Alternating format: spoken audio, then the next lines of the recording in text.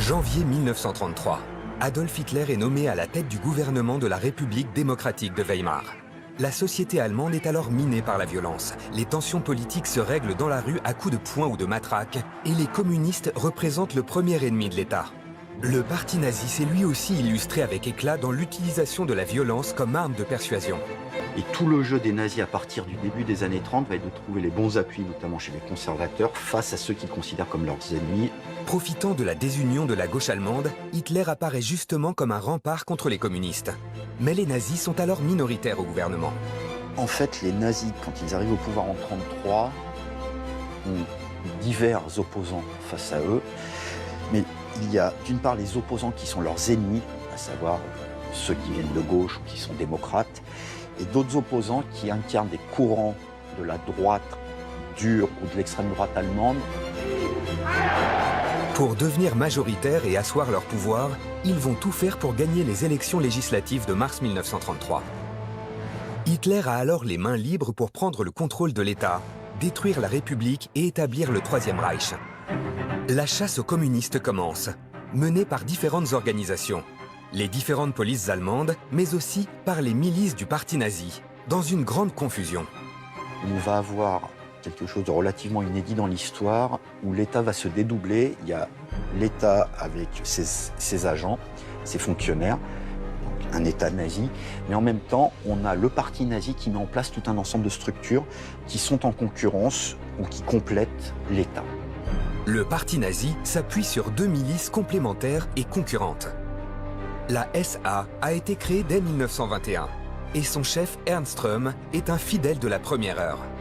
Depuis 1930, les SA sont passés de 100 000 hommes à près d'1 million. Des gros bras, des hommes plutôt populaires, à qui Röhm promet la révolution anticapitaliste. En face, les recrues de la SS. Passés de 280 membres en 1928 à environ 52 000 en 1933, ces hommes s'opposent à ceux de Röhm. Moins nombreux, sélectionnés sur des critères pseudo-ariens, formés à l'idéologie nazie. Des fanatiques. À leur tête, Heinrich Himmler. Quand le rideau se lève sur l'arrivée des nazis au pouvoir en 1933, il est le chef des SS, qui sont encore sous le contrôle d'Ernst Röhm et des SA à l'époque. Mais les nazis sont désormais à la tête d'un État. Or, traditionnellement, les États disposent d'une police politique dont le rôle est d'identifier les groupes qui sont des menaces potentielles contre cet État. Quelques mois plus tôt, la police politique de la République de Weimar enquêtait sur les communistes et les nazis. Elle va passer sous le contrôle de ces derniers. Le 26 avril 1933, un autre des proches d'Hitler, Hermann Göring, place la police politique sous son autorité directe et crée la Gestapo, la police secrète d'État. Il a simplement pris la police politique de la République de Weimar et l'a rendue indépendante. Avant, elle faisait partie d'une force de police plus large. Ce fut le premier pas. Il garde l'essentiel des équipes. Des policiers expérimentés, méthodiques, qui ont un savoir-faire précieux et des dossiers déjà constitués sur les communistes. Entre-temps, les nazis ont transformé une disposition de la loi allemande, rendant possible l'arrestation arbitraire de n'importe qui sur simple suspicion. C'est la Schutzhaft, ou détention de protection. Utilisée indistinctement par les SA, les SS et la police, elle permet l'arrestation de milliers d'opposants politiques. Les prisons dégorgent. Où interner ces personnes? La Schutzhaft va de pair avec son complément logique, les camps de concentration. Le tout premier, Dachau, est ouvert le 20 mars 1933. Juste après la prise de pouvoir par les national-socialistes, la SA a constitué sa propre sphère de pouvoir, avec des camps de concentration sauvages pour les opposants politiques. Vanté par la propagande du régime, le but officiel du camp est d'offrir une rééducation aux prisonniers, dans de bonnes conditions et dans le respect des détenus. Le but était justement de faire croire aux gens « ce n'est pas si grave ».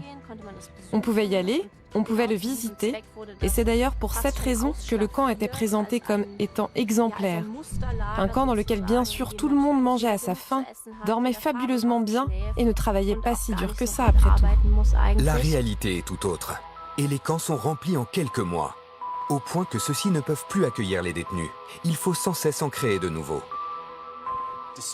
Malgré cette confusion, c'est un système qui s'est révélé très efficace pour écraser toute opposition organisée.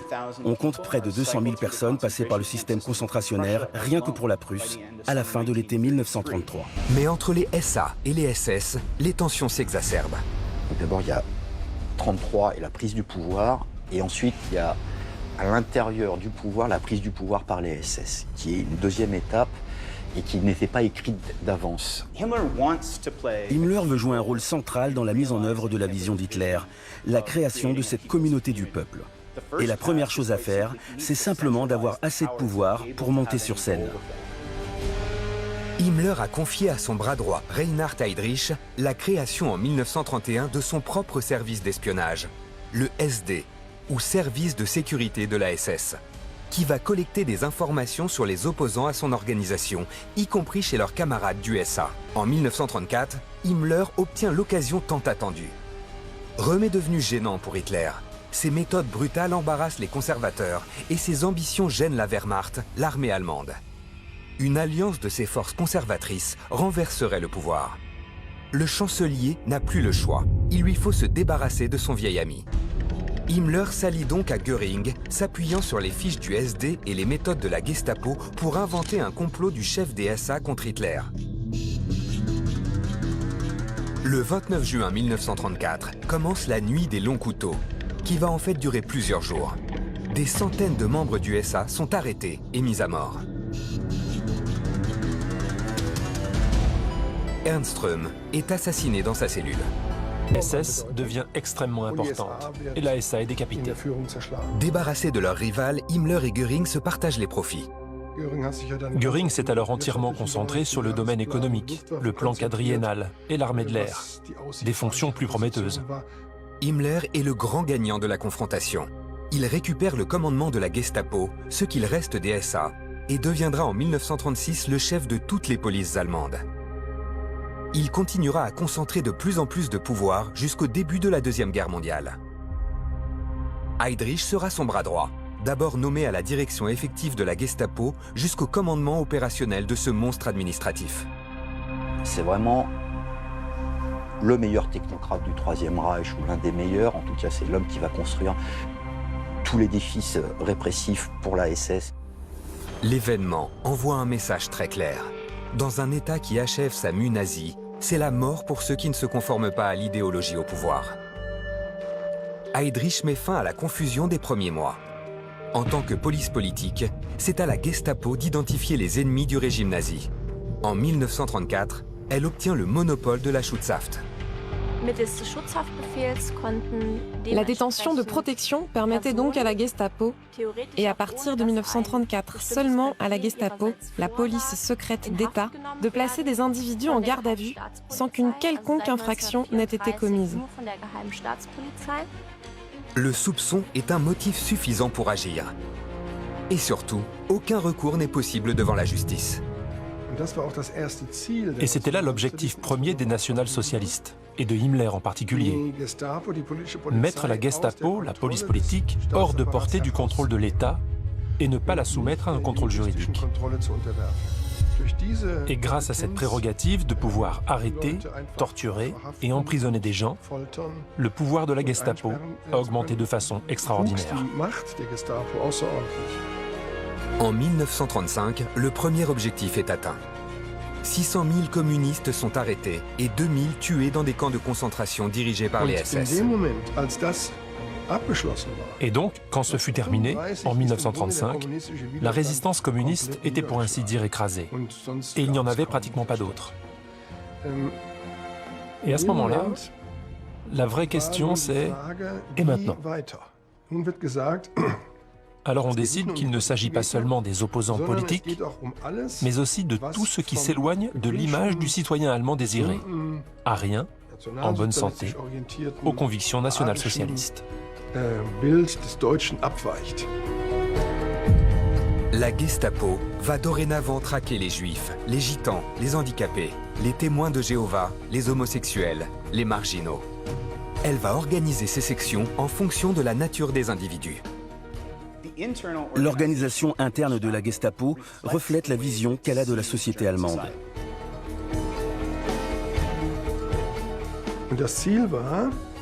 Et l'objectif était que la Gestapo devienne une sorte de médecin pour le corps du peuple allemand. Donc le peuple allemand devait être libéré de tous les éléments qui le dérangeaient politiquement, mais aussi biologiquement. Et c'était une toute nouvelle mission. Une mission considérable, alors que la Gestapo n'a que peu d'effectifs. Au début de la prise de pouvoir, la Gestapo comptait 50 employés en Prusse, c'est presque rien.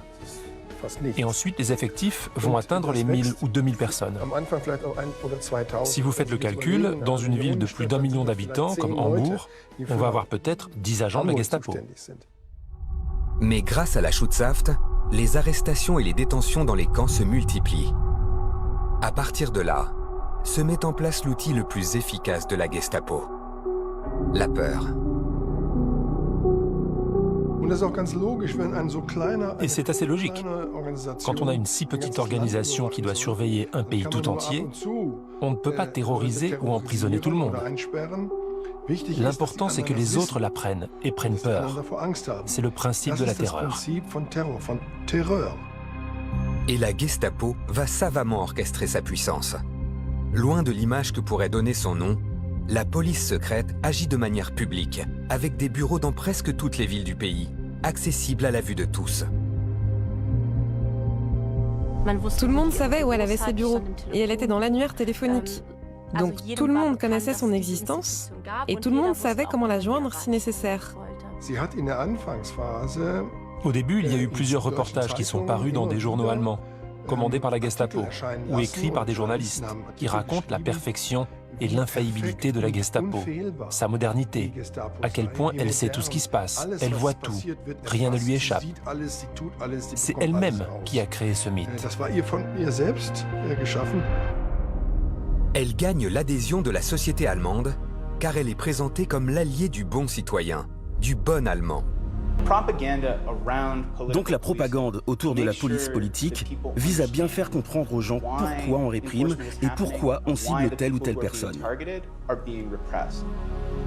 Et ça permet à la plupart des Allemands de se considérer comme étant à l'abri de la terreur. 5% seulement de la population vit dans une peur constante et 17% connaît une peur occasionnelle.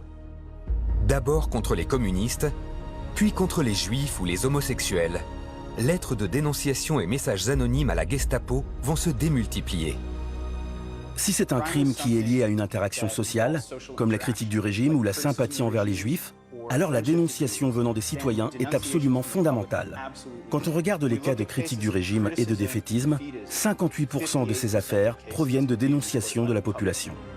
S'instaure en Allemagne une véritable surveillance généralisée, dans laquelle le premier rôle est tenu par les citoyens eux-mêmes. La police politique est donc avant tout une police réactive. La plupart de ces interventions sont des réactions à des dénonciations. Le nombre d'affaires de la Gestapo était complètement ahurissant. On parle d'un retard de traitement standard dans 30 à 60% des cas. Ils avaient juste le temps de traiter les cas liés aux dernières priorités établies par Berlin. Il faut une organisation de fer pour trier et traiter ces dénonciations. Alors que Reinhard Heydrich gagne en pouvoir dans les années 1930, il délègue la gestion opérationnelle de la Gestapo à Heinrich Müller, un ancien policier de Bavière entièrement dévoué au respect de l'ordre. Heydrich trouve en Müller un allié, car il partage sa vision de la menace judéo-bolchevique. Et Müller y ajoute une immense expertise technique et une force de travail acharnée.